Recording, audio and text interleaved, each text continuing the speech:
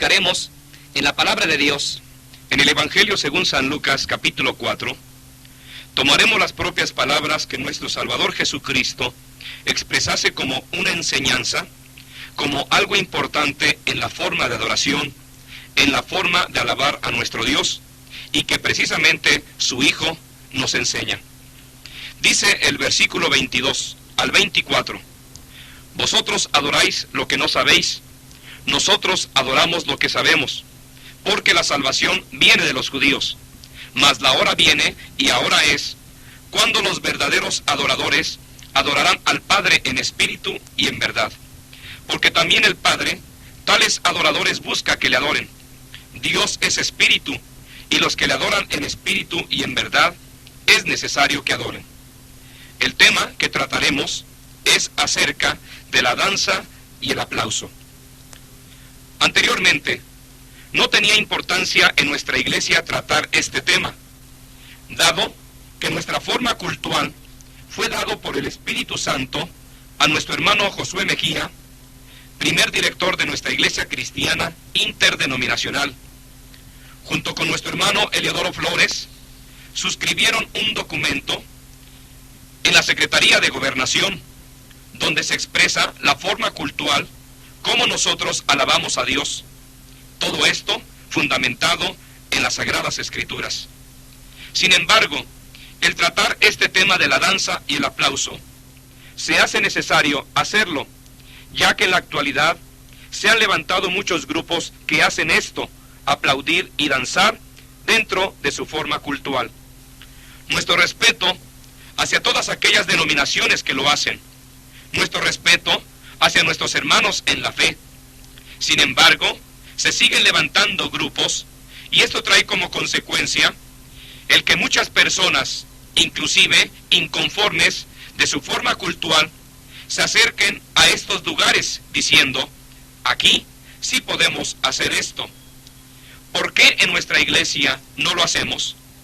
Primeramente les diré que aunque los términos baile y danza suelen considerarse en castellano como sinónimos, pueden establecerse algunas diferencias entre ellos.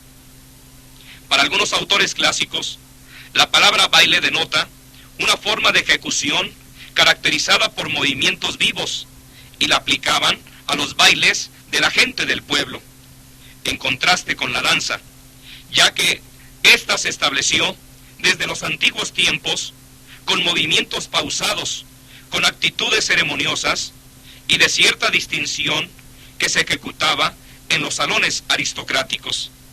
También ha sido aplicado el nombre de baile al ejecutado por un solo individuo o por parejas, en tanto que el realizado por grupo, según normas meticulosas para los pasos y evoluciones, es denominado danza.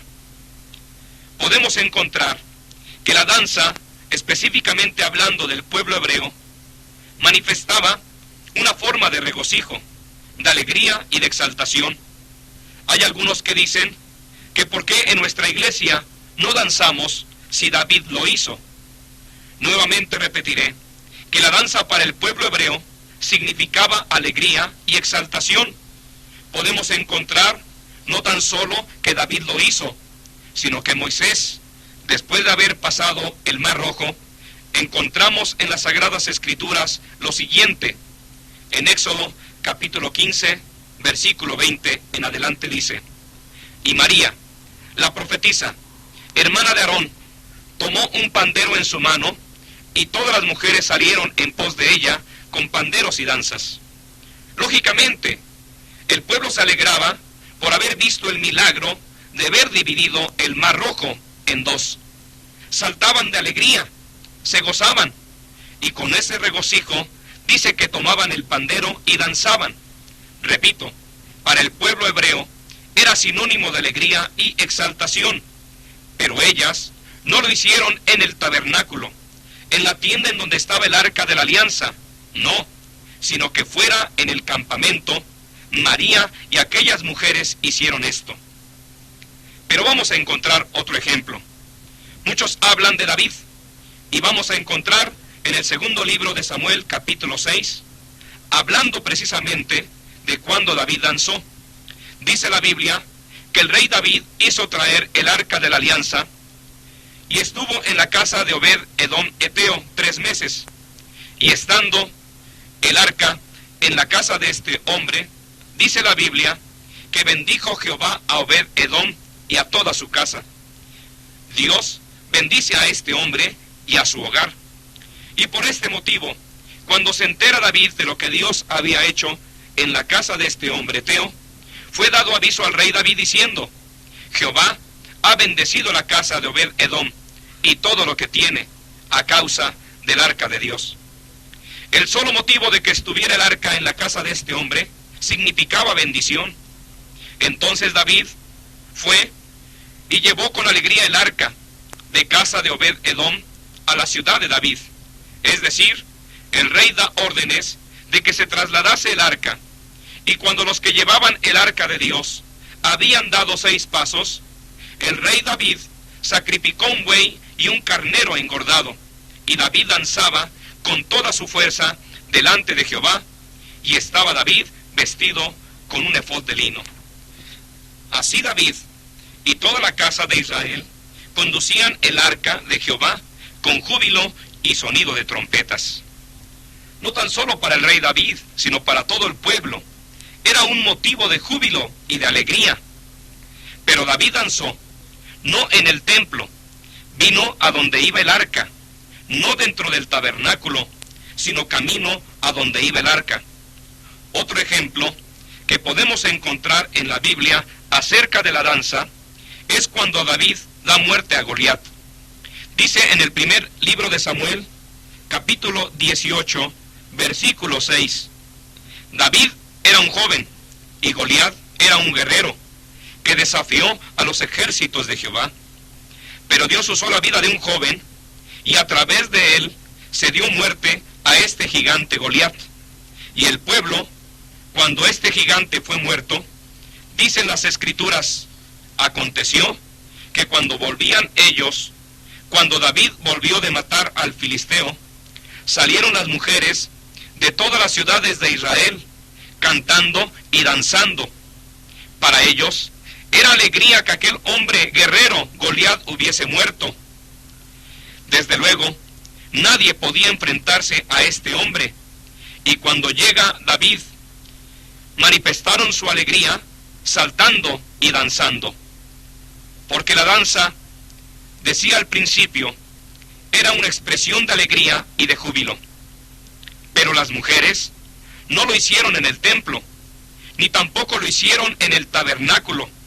Salían posiblemente en la calle, en la avenida principal, donde estaba el rey Saúl. Con toda seguridad salían al paso y con alegría lo hacían. Pero no dice la Biblia que las mujeres hayan esperado y hayan llegado al tabernáculo y que allí dentro hubiesen danzado. La danza era una forma de expresión corporal de gozo. David exhorta a Israel para que alabe a Jehová, y podemos encontrar en el Salmo 149:3, alaben su nombre con danza, con pandero y arpa a él canten. En el Salmo 150, versículo 4, dice, alabadle con pandero y danza, alabadle con cuerdas y flautas. Esta es la invitación que el rey David está dando a su pueblo. Alaben a Jehová. Se dirá que he vuelto a tocar que se alabe a Dios con danza. Entonces, ¿debemos hacerlo o no?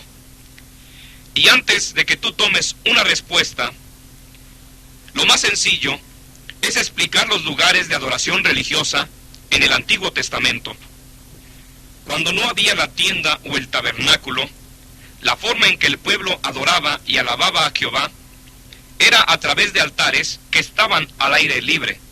No había una tienda, sino que allí Abraham y Jacob ponían piedras y ofrecían holocausto delante de Dios. No había un lugar específico, sino ahí donde Dios les decía, o donde los hombres de Dios sentían, levantaban altares y allí alababan y glorificaban a Jehová de los ejércitos. El altar era una estructura elevada sobre la cual se ofrecían sacrificios o se quemaba incienso. Esta era la forma más simple y más antigua de expresar su fe y gratitud hacia Dios. Un deseo de adoración y la necesidad de sacrificio por el pecado. Inmediatamente de dejar el arca, Noé erigió un altar y ofreció sacrificios al Señor.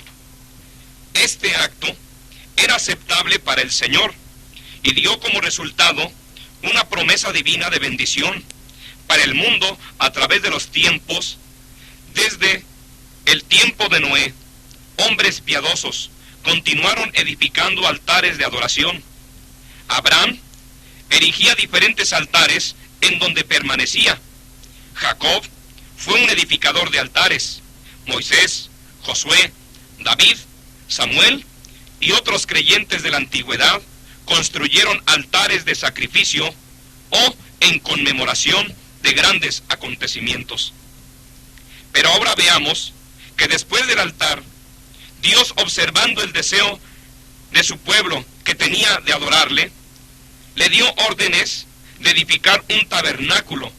Esto era una tienda sagrada, y los utensilios que estaban dentro de la tienda eran hechos de acuerdo al plan divino dado a Moisés.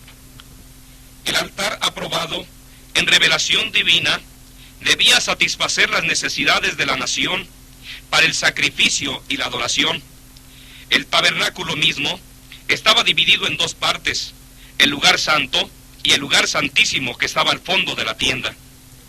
Se edificaba un altar y después del altar estaba el tabernáculo, y dentro del lugar santo y el lugar santísimo, el cual era un cuadrado de 4.57 metros por cada lado, contenía el arca del pacto y un cofre sagrado que era símbolo de la presencia divina.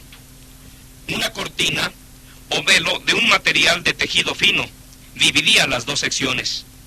Nadie más, solo el sumo sacerdote, entraba al lugar santísimo, y él entraba una vez por año para hacer expiación por los pecados del pueblo. Escuche bien esto. Cuando David envía el arca de la casa de Obed a su ciudad, él danzó, no en el tabernáculo, porque aún el propio rey tenía prohibido entrar a la tienda, porque solo se le permitía entrar al sacerdote. Por lo tanto, el pasaje de cuando David danzó no lo hizo dentro, sino fuera de él. Después de que el pueblo de Israel estuvo en un lugar a otro, nació el sentimiento del rey David de que ya no estuviera el arca de la alianza en una tienda, un lugar que se quitaba y se ponía, sino que ahora Dios le había dado la tierra prometida, por lo cual el rey David sintió la necesidad de edificar casa o templo a Jehová de los ejércitos. Pero Dios le dijo: tú no lo vas a hacer, porque tú eres guerrero, tus manos han derramado sangre. Pero Dios le prometió a David que levantaría un descendiente, y éste edificaría casa a Jehová. Salomón fue el que Dios eligió para ser el sucesor de David.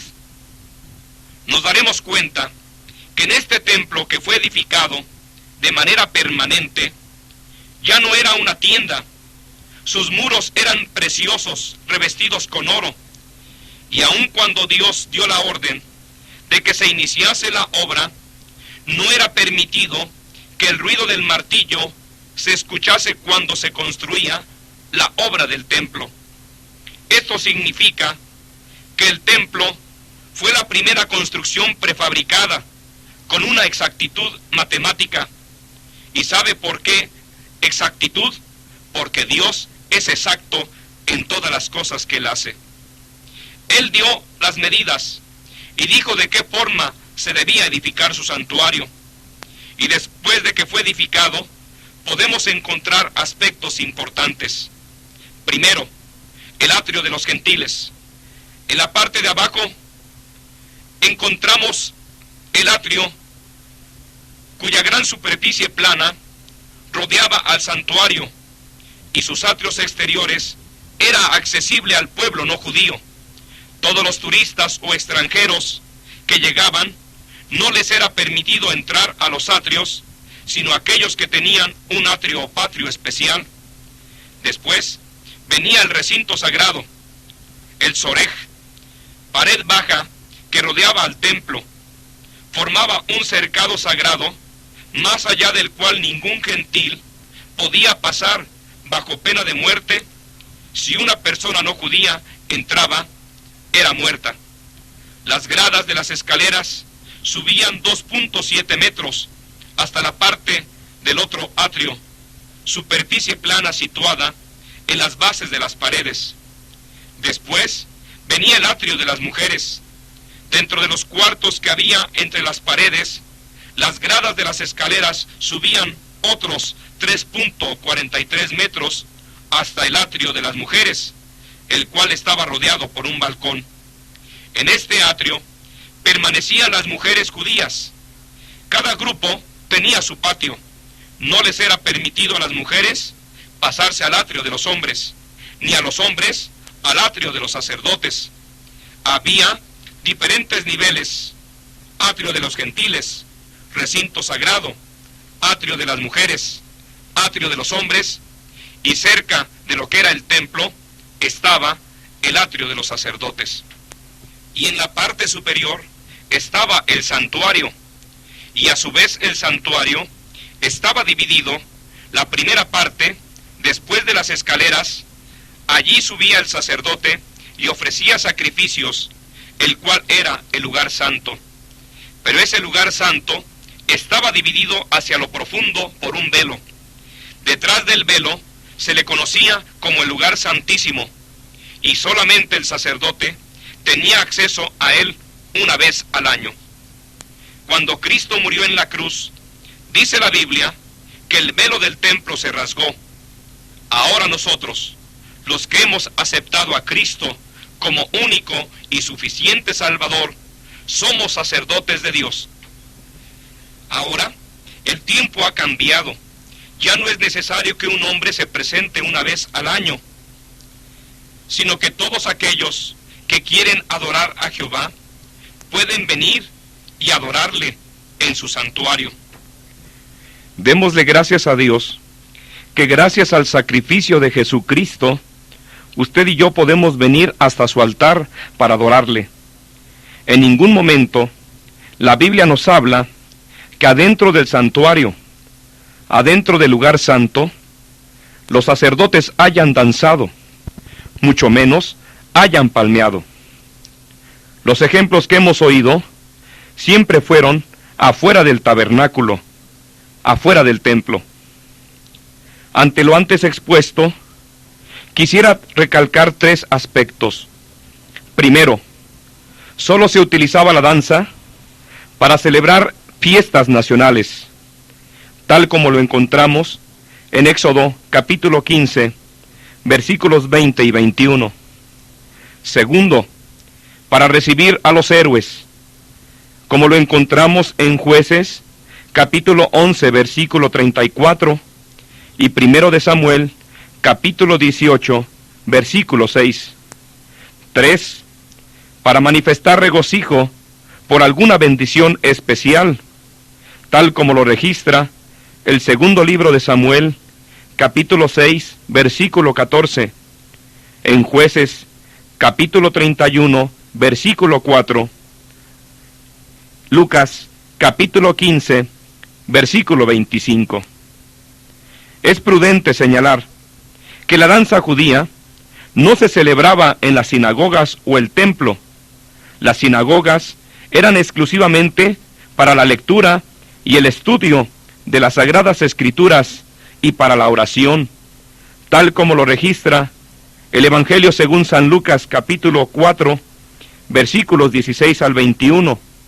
En Mateo, de igual forma se encuentra registrado en su capítulo 21, versículo 13. En el Evangelio según San Marcos, capítulo 11, versículo 17. Y en el Evangelio según San Lucas también, capítulo 19, versículos 46. De igual forma, En las Sagradas Escrituras encontramos lo que Dios pide de nosotros en cuanto a la reverencia.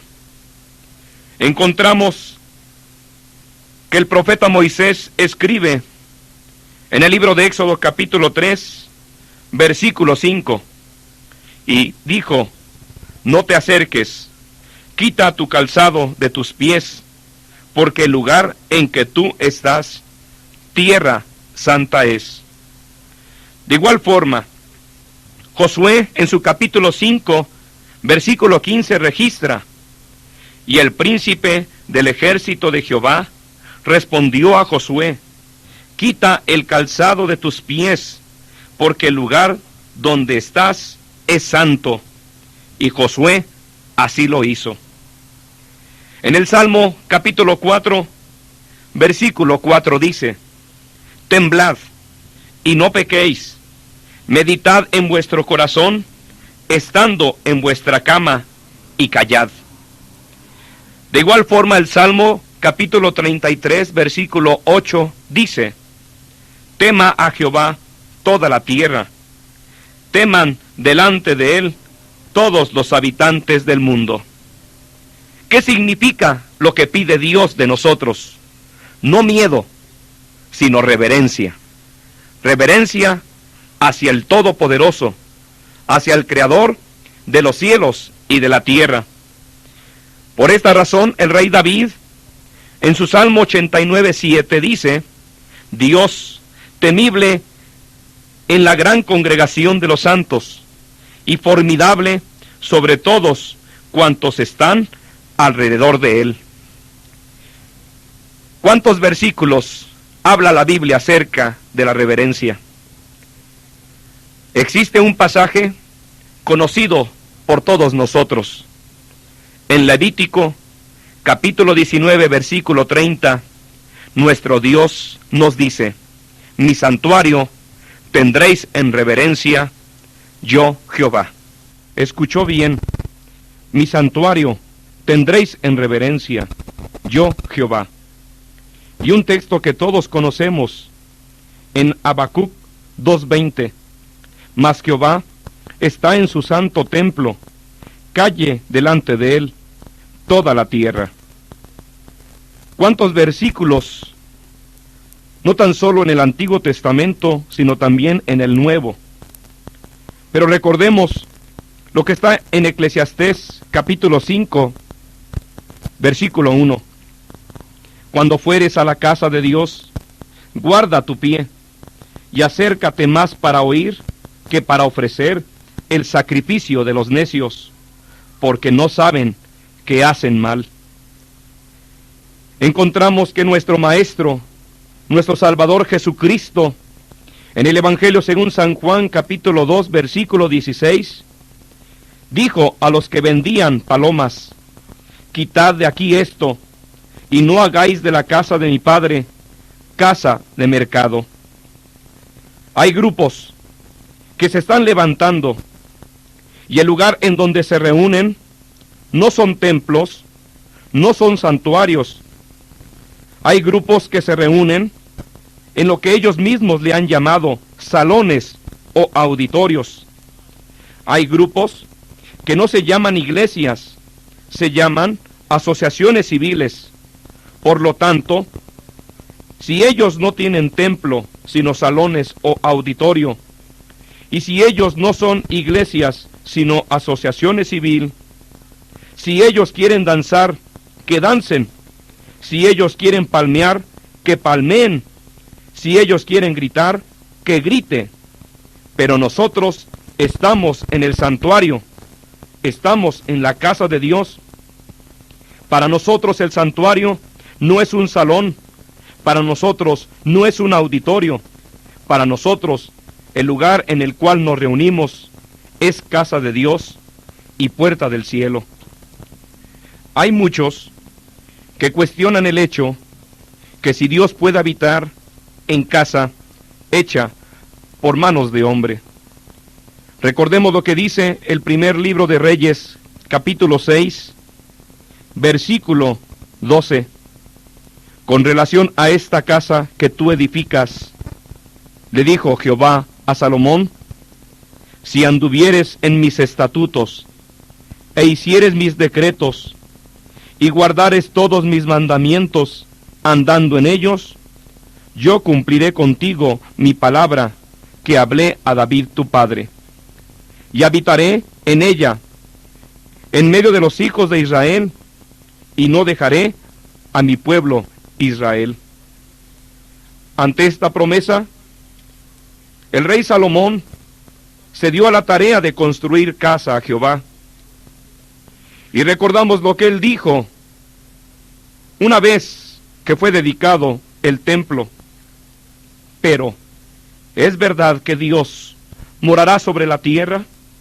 He aquí que los cielos de los cielos no te pueden contener, cuanto menos esta casa que yo he edificado. Con todo, tú atenderás a la oración de tu siervo y a su plegaria, oh Jehová Dios mío, oyendo el clamor y la oración que tu siervo hace hoy delante de ti. Que estén tus ojos abiertos de noche y de día sobre esta casa, sobre este lugar del cual has dicho, mi nombre estará allí, y que oigas la oración que tu siervo haga en este lugar. Cuando acabó Salomón de hacer a Jehová toda esta oración y súplica, se levantó de estar de rodillas delante del altar de Jehová, con sus manos extendidas al cielo, y puesto en pie, bendijo a toda la congregación de Israel, diciendo en voz alta, bendito sea Jehová, que ha dado paz a su pueblo Israel. Esté con nosotros Jehová nuestro Dios, como estuvo con nuestros padres, y no nos desampare, ni nos deje. Incline nuestro oído hacia Él, para que andemos en todos sus caminos, y guardemos sus mandamientos, y sus estatutos y sus decretos, los cuales mandó a nuestros padres. Y estas mis palabras, con que he orado delante de Jehová, estén cerca de Jehová nuestro Dios, de día y de noche. Cuando Dios le responde a Salomón, él establece un pacto, diciéndole a Salomón, y le dijo Jehová, yo he oído tu oración y tu ruego que has hecho en mi presencia. Yo he santificado esta casa que tú has edificado, para poner mi nombre en ella para siempre, y en ella estarán mis ojos y mi corazón todos los días. Esto es lo que pide Dios a nosotros, y se lo pidió a Salomón, que estuviera en integridad de corazón y en equidad, haciendo todas las cosas que Dios le había mandado, y que guardara sus estatutos y sus decretos. Cuando Moisés escribe por orden de Dios, tal como se registra en Éxodo capítulo 17 versículo 14, capítulo 34 versículo 27, le da mandamientos, estatutos y decretos, pero nunca menciona danzas para el Señor. A continuación, mencionaré algunas razones específicas del por qué dentro de los templos no se practica ni se acepta la danza. Primero, porque desde los tiempos antiguos, como hemos visto, la danza no se practicaba dentro del templo o la sinagoga, ya que se danzaba únicamente en ocasiones especiales. Segundo, la Biblia no nos registra que el Señor Jesucristo haya danzado.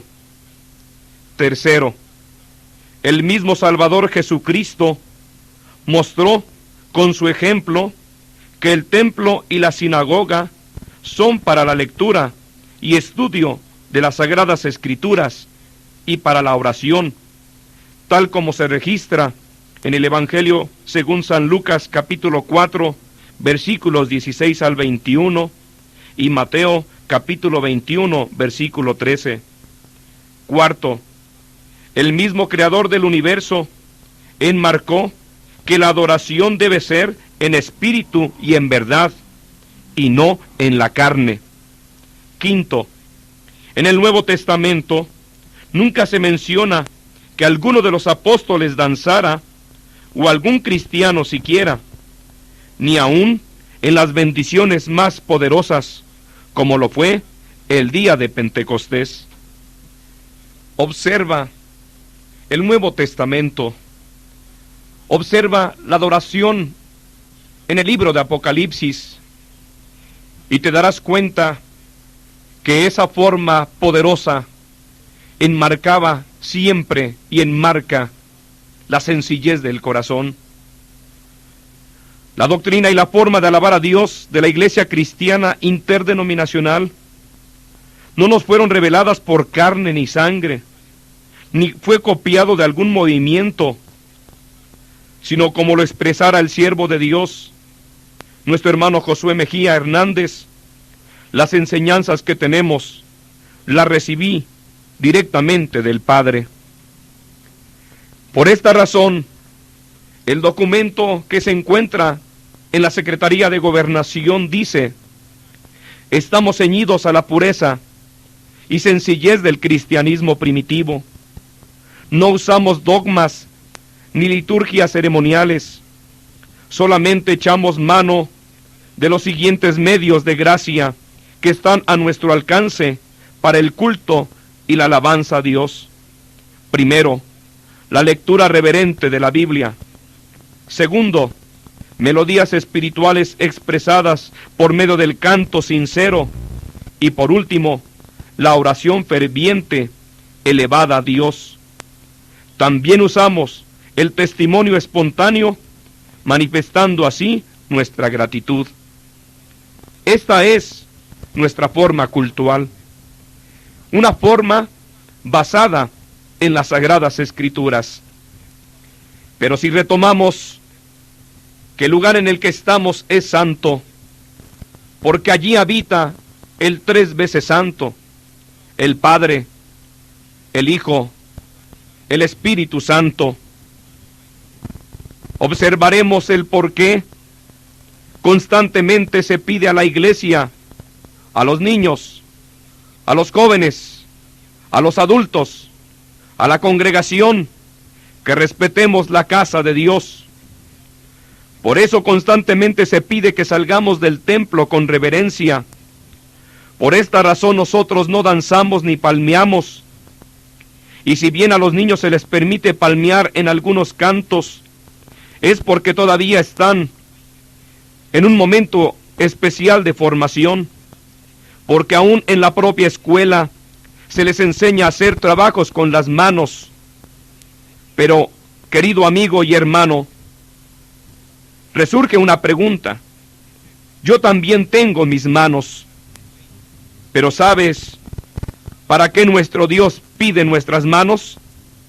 Las Sagradas Escrituras nos enseñan a levantar las manos en oración y alabanza. Dice el Salmo 28, versículo 2: oye la voz de mis ruegos cuando clamo a ti, cuando alzo mis manos hacia tu santo templo. Usted puede usar sus manos, pero ¿sabe para qué? Para clamar a Dios, para alabar a Dios.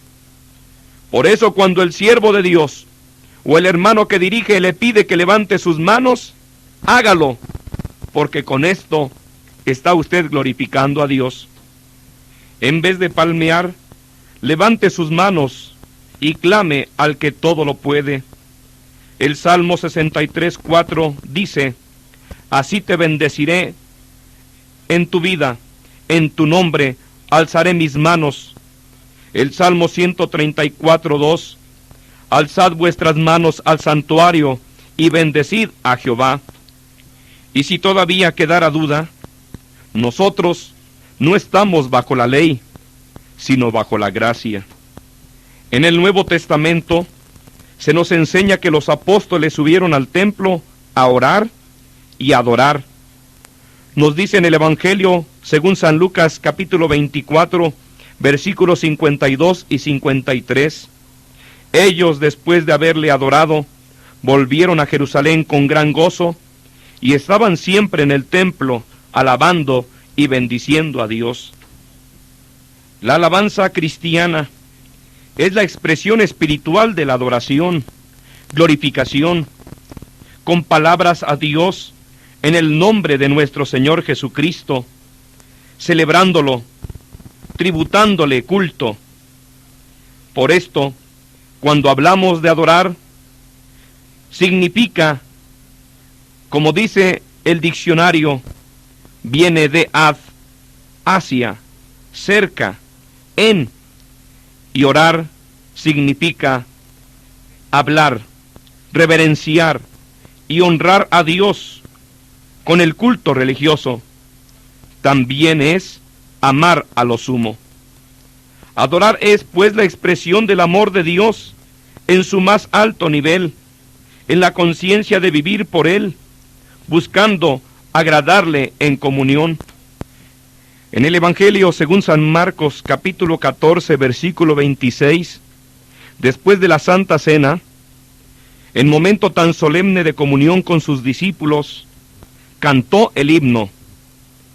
Observamos que la alabanza a Dios es manifestada por el Señor, primero en oración, con palabras normales, y segundo, en oración, con palabras melodizadas o musicadas. La Iglesia, siguiendo el ejemplo de su Maestro y con la enseñanza de sus apóstoles, sigue la misma norma. En Hechos capítulo 2, versículos 42 al 47, dice oraciones en el versículo 42, y en el versículo 47 dice alabando a Dios. San Pablo, doctrinando a los hermanos colosenses en su capítulo 3, versículo 16 y 17, les exhortó a glorificar en las dos formas, oraciones, versículo 17, y cantando, versículo 16. La oración y el cántico cristiano como adoración tienen su punto culminante en el gozo del Espíritu Santo al experimentar su dulce comunión. Cuando le alabamos en la oración o cuando le alabamos en el canto privado o públicamente, sabemos y sentimos que Él se comunica con nosotros en una relación íntima, en el real Espíritu de Cristo, como se encuentra en Romanos capítulo 8, versículo 9. En esta gracia hecha por Él. Cuando el apóstol San Pedro nos dice en su primera epístola, capítulo 4, versículo 11, si alguno habla, si alguno ministra, entendemos que como cristianos vamos a hablar y vamos a ministrar en el modelo del autor de la gracia en el nuevo pacto. San Pablo dice al apóstol Pedro en Gálatas capítulo 2 versículo 14, pero cuando vi que no andaban rectamente conforme a la verdad del Evangelio, dije a Pedro delante de todos, si tú, siendo judío, vives como los gentiles y no como judío, ¿por qué obligas a los gentiles a judaizar? Aplicando este versículo al aspecto cultural actual, en muchos grupos evangélicos y carismáticos se repite el mismo caso. Hay una tendencia incisiva a judaizar el culto cristiano. Queridos hermanos, tomemos como conclusión las palabras expresadas por nuestro Señor Jesucristo. El Padre busca verdaderos adoradores que le adoren en espíritu y en verdad. No adoradores que satisfagan su carne, no adoradores que de labios tan solo le honren y que su corazón esté lejos, no tan solo para satisfacer aspectos sensuales de nuestro cuerpo, Esto no es lo que quiere Dios ni lo que pide. Dios, al corazón contrito y humillado, Él no desprecia. Por esta razón, adórale, adórale en espíritu, en lo interno de tu corazón. Manifiéstale a Él cuánta gratitud tienes a través de la alabanza, pero no a través del juicio que tú tomes en decir, este canto me gusta, sino pregúntate, ¿este canto le gusta a Dios? ¿Este canto le exalta? ¿Con este canto le alabo sinceramente? O tal vez primero está tu juicio en decir, este canto es bueno o es malo. Recuerda que Dios conoce todas las cosas, conoce tu sentimiento, conoce la sinceridad de tu pensamiento, y por ello está buscando verdaderos adoradores que le adoren con todo su corazón, con toda su alma, con todas sus fuerzas, con toda su mente. Y esta es la invitación. Adora a Dios, adórale, porque Él es digno de recibir toda honra, toda gloria y toda alabanza.